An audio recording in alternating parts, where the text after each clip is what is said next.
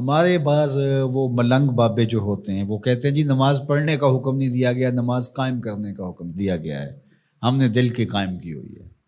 یہ ان کی خود ساختہ توجیہ ہے۔ نماز قائم کرنے کا حکم اہل ایمان کو دیا گیا حضور کی وساطت سے، اور حضور علیہ السلام کو حکم دیا گیا کہ نماز قائم کریں، تو آقا کریم علیہ السلام سے بہتر اس کا مفہوم کون سمجھ سکتا ہے؟ تو آقا کریم نے رکوع اور سجود والی نماز پڑھی اور قیام نماز کا عملی اظہار لوگوں کے سامنے رکھا، پھر اس کے اندر کیفیت کس قدر ہو تو یہ پھر جتنی قربت اللہ کی بندے کو نصیب ہوگی اس قدر وہ آگے بڑھتا چلا جائے گا۔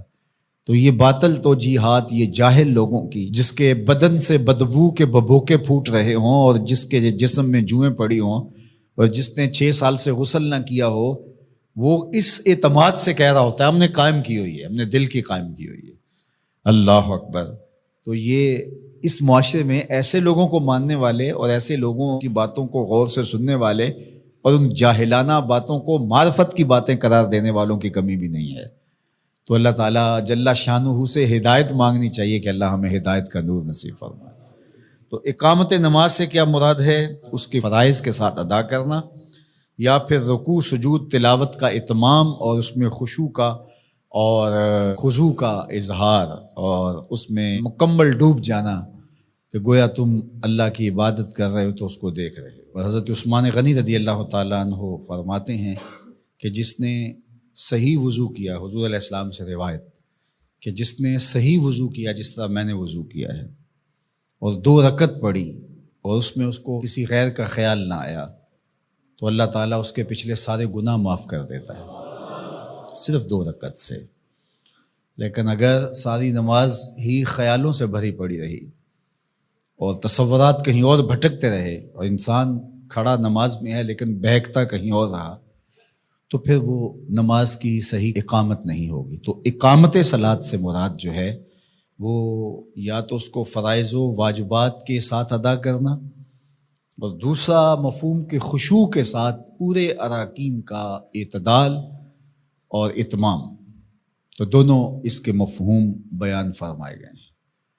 تو ظاہر ہے کہ ابتدا کے اندر تو کوشش ہوگی کہ فرائض واجبات پورے ہو جائیں، تو وہ خشوع اگر نہیں بھی حاصل ہو پایا تو پھر بھی کوشش جاری رکھنی چاہیے، نہ یہ کہ اب وہ تو کیفیت ہی نہیں نصیب ہو رہی تو میرا نماز پڑھنے کا کیا فائدہ۔ حضرت محدث کچھوچوی علیہ رحمہ سے کسی مرید نے کہا حضرت نماز پڑھتا ہوں لیکن لطف نہیں آتا، مزہ نہیں آتا۔ تو آپ نے اسے سوالیہ انداز میں پوچھا کہ اس کے باوجود بھی پڑھتے ہو؟ اس نے کہا جی وہ تو فرض ہے، پڑھتا تو ہوں۔ تو آپ جھومنے لگے، فرمایا واہ واہ، تمہیں مزہ نہیں آتا پھر بھی پڑھتے ہو؟ اس کا مطلب ہے تم مزے کے لیے نہیں اللہ کے لیے پڑھ رہے ہو۔ تو اگر لطف آ جائے، وہ کیفیت، وہ حظ، وہ تو بہت بڑی بات ہے، لیکن اگر نہیں بھی ہے تو اس کا فریضہ تو ہے اس کی طرف سے جو عائد ہوتا ہے، تو وہ شکل بنا کے تو کھڑے ہوں، وہ صورت بنا کے تو کھڑے ہوں، تو کسی دن وہ کیفیت بھی پیدا ہو جائے گی۔ خورش دے بدر را جو کب کو حمام کہ یک روز افتد ہمائے بادام۔ سعدی شیرازی فرماتے ہیں کہ دانے ڈالتا رہے، چوغا ڈالتا رہے، کبھی کبوتر آئے گا، کبھی کوا آئے گا، کبھی کوئی اور فاختہ آ جائے گی، لیکن کسی دن وہ بھی آ جائے گا جس کے لیے تم یہ سب کچھ کر رہے ہو۔ تو اس لیے محنت کو جاری رکھو، کوشش کرتے رہو، تو ایک دن انشاءاللہ اس کیفیت میں بھی چلے جاؤ گے۔ دروازہ کھٹکھٹانا چھوڑنا نہیں ہے، دستک دیتے رہو، کبھی تو بوا کھلے گا نا، کبھی تو آواز آئے گی کھلا ہے دروازہ آ جاؤ اندر، پھر اندر سرور کی وادی ہوگی، کیف کا جہاں آباد ہوگا۔